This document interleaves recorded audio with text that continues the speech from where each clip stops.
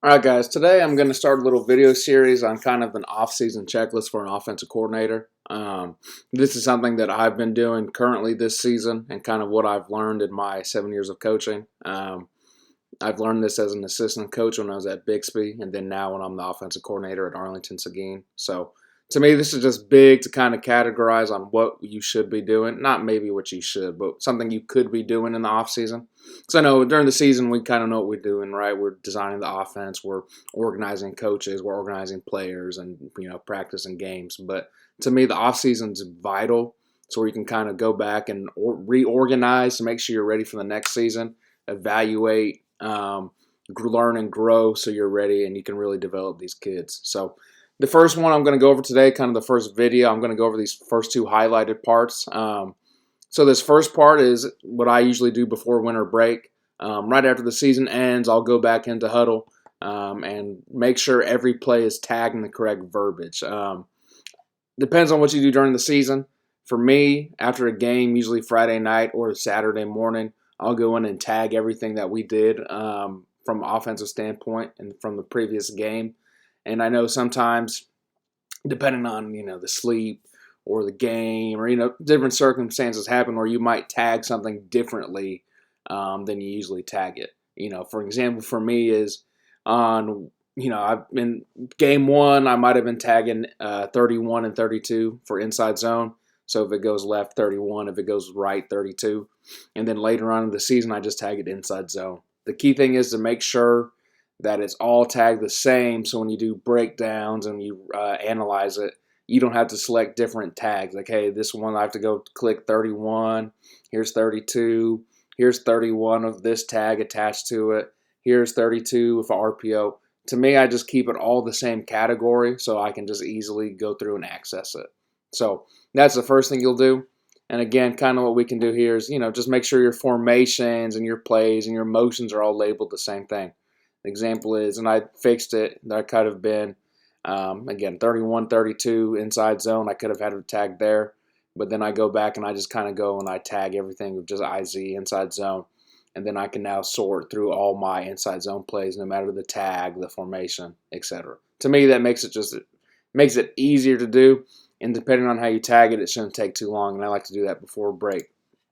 All right, and then going back to kind of the second part, I do this usually when we get back from school or get back from break and head back into school in January, creating all offensive cut up and various breakdowns.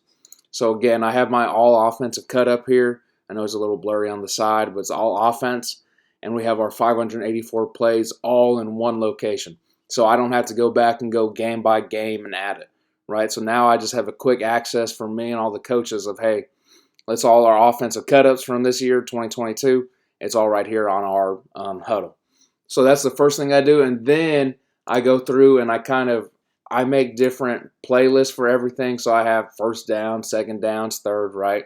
I have completions, explosive turnovers. I have our concepts. So here's us running inside zone. Here's us running counter. Here's us with our drop back, our screens, etc. So that's what we do. And I'm just going to go over a couple ones that we emphasize here at Seguin. The first one we emphasize is P and 10s, or the first play coming out of a drive. Now, we were a young offense, but we found this stat of when we went back and looked. When we had more than 3 yards on our first play of a drive, we scored 61% of the time. So just imagine that if we have an offense that is not as young. We had 8 sophomores on offense. So to me, that's still a big emphasis on, well, if we have a good play on the first play of the drive, even with a young team, we have a 61% chance of scoring points. So that's something that we're looking at this offseason is how do we get better at P and 10? Maybe that's a quick motion. Maybe that's a shift. Maybe that's a certain easy check down read. So to me, that's really what we're emphasizing. And you can see too, you might think, well, that might not be a lot of plays. That's 102 plays. That's around 1/5 or 1/6 of our offensive plays were the first play coming from the sideline. So that's really what we're going to emphasize this offseason. The guys at Bixby do a great job with this. They've been looking at this for the past several years. So they're ones to go to and look at if you ever want to. And then also Coach Rowdy Harper at McKinney. He gave a speech kind of going over P and 10s at the DFW clinic. So again, it's kind of catching on, and we're doing the same thing here. The next thing we look at is third down comparison. So looking at this past year, we had 38 third and shorts compared to 64 third and long. So what I do then is I kind of look at, as an offense, how were we? And through this one, we were not good at staying ahead of the sticks, right? We have less third and short than third and long. So in the league we play teams that have multiple D1 D linemen, which is not fun. Summit has 3 or 4 every year. Everman had a couple dudes this year. So third and long, we can't live in third and long. So this shows me that this past year we did not a good enough job of staying ahead of the sticks, and that's what we need to really focus on this offseason. Changing our cadences, using, getting quick completions, and then telling the guys too, right? It's not just something as coaches we say, hey, we need to stay ahead of the sticks. That's something that we say in all of our meetings and we're on the field. Hey, get 3, get 4 yards. Let's make sure we're in a third and short. Because again, the players will hear this and they'll start echoing it as well. The next one we look at is personnel groupings. And again, I have playlists for all of these. Again, third and short, third and long, our P and 10 right here. Next one is personnel groupings. At Seguin, we use different animals for our families. So cheetah personnel, that's our speed. That's our 10 personnel package. We have a couple formations, but that's our grouping. We can go into a gun split look with 2 backs, but it's our receivers back there. Then we have Rhino, which is 11 personnel. That's just 1 tight end. And then one we didn't get to this year would be Lion personnel. But again, we use that. And then we're looking at our win rate. So again, our efficiency. So in Cheetah, we were 44% win rate. Rhino, we were 52. So then I will use this, and especially because we got a lot of guys coming back. We have 4 receivers coming back, and then we have our sniffer coming back as well. I will use this as, okay, what were we good at? Where do we need to start in the spring ball? An example is if we were, let's say this was a 52 or 54. Let's say these were flipped. Let's say Cheetah was a higher win rate than Rhino. Well, in my first install for spring ball, I might have 3 or 4 formations that have Cheetah personnel in it, and maybe 1 Rhino. But because we are at a higher win rate in Rhino, I'm going to have about a balanced look, right? I might have more 11 personnel formations and packages in to start because, again, we were good at it, right? Let's get good at what we're good at. So that's something that you can look at for this one. Next one we always look at is turnovers and we're looking to see if there's a trend. So again, I have my all turnover playlist. And again, you'll kind of see here, we really struggled with interceptions. We had 15 turnovers, which wasn't too bad. I'd like to get that down to 10, 1 per game. But we only had 4 of them were fumbles. So that means 11 of them were interceptions. So that's something that we need to work on. And again, you look at whatever happened on your offense. Maybe you look at, well, what happened? Maybe the fumbles always occurred when we were running and a guy tracked us down and stripped the ball. Maybe all the turnovers occurred where a quarterback went from his first read to a second read and then panicked and threw it, right? Always kind of look for a trend on your turnovers where now you can drill that in spring. So example is our big emphasis was interceptions. Well, we're going to have to work this offseason to make sure our quarterback who's coming back knows where his check down is at all times and then knows to release the ball if nothing's there, right? We don't want to force interceptions. So again, do whatever your trends say. The next one for us, and I've seen a couple guys do different things. Example is at McKinney, Coach Harper. They do pancakes. That's kind of what they emphasize, which is always great. For us here, it's explosive plays at Seguin. So again, we just make a playlist, and this one I will send out to all the players as well. So all of these will be sent out to the coaches, but I will also send out our explosive plays to the players. Because again, I think you really need to emphasize what you want important. Emphasize what you emphasize. I know the saying is if everything's important, nothing's important, right? So to us, explosive plays is what we preach to the kids. We're always looking for explosive plays, and we want to make sure our kids are as well. We did a good job this year, even being young. We averaged 8 a game. So you'll hear us, if you come to Seguin, you'll see in our meetings, our install meetings, and even then we'll talk about the touchdown blocks, right? What are the extra things, little things we need to do to take a 10-yard gain into a 15? You'll also hear us when we go scouting report on a team. The first thing we show the kids is the explosive plays.